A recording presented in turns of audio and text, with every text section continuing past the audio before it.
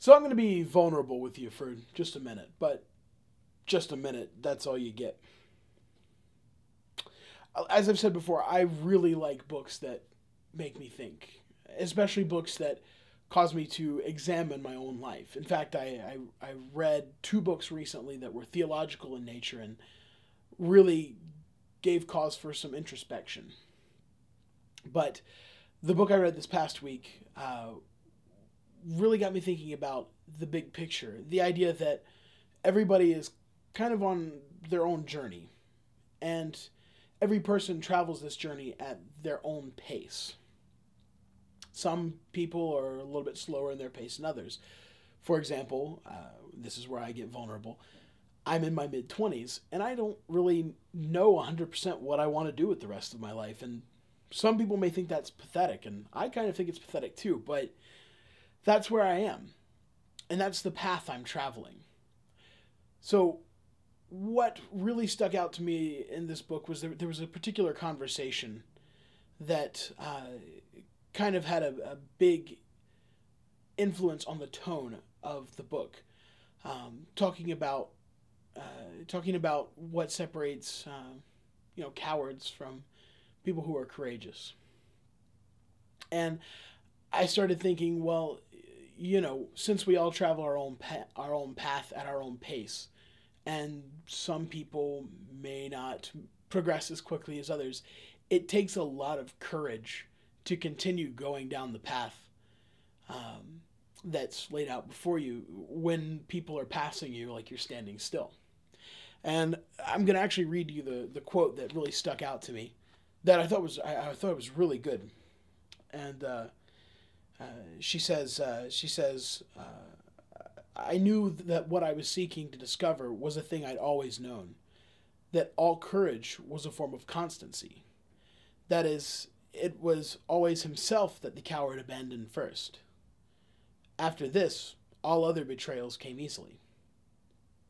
So, I'm Mark Jones, and All the Pretty Horses is number 8 of 52.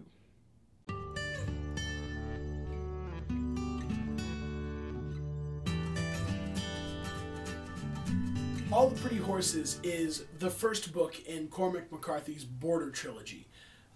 It follows the story of John Grady Cole, a 16-year-old young man who decides to leave home on horseback with his best friend, Lacey Rollins, and they travel across the Texas-Mexico border and down into Mexico to look for work. John Grady is a character who has a sort of instinctual knack for dealing with horses.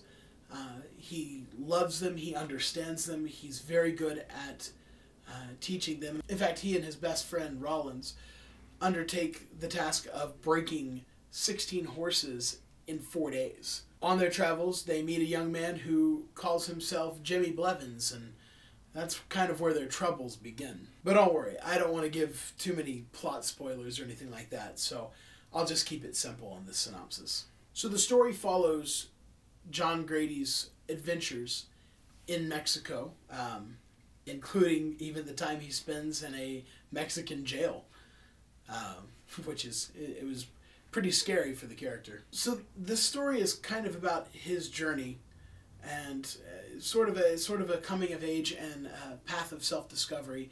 He falls in love, he gets in a lot of trouble, he kind of takes a stand for himself and ultimately cares a lot about doing what's right in a lot of ways. He learns from his mistakes. So it's a book of great character development, and the story is actually really good. Now, one of the things I didn't like about it is kind of the style in which the book was written.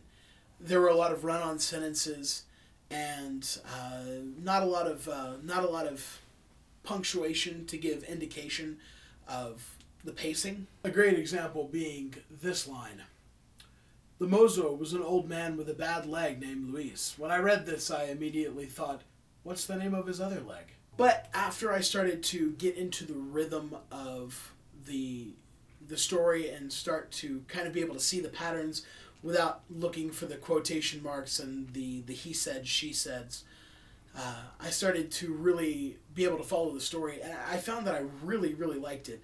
My little brother recommended this book to me. He raves about it. He really loves Cormac McCarthy as an author.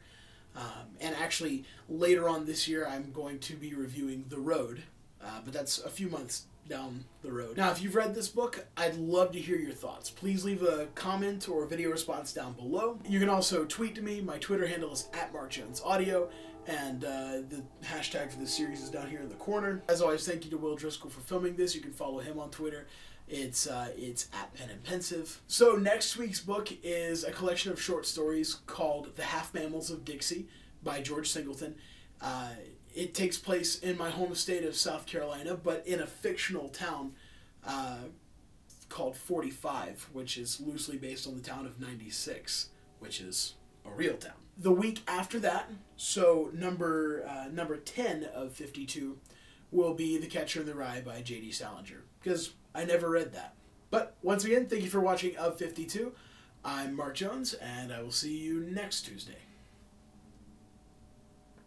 Pew! I'm Mark Jones, and don't forget the coffee, sweetheart.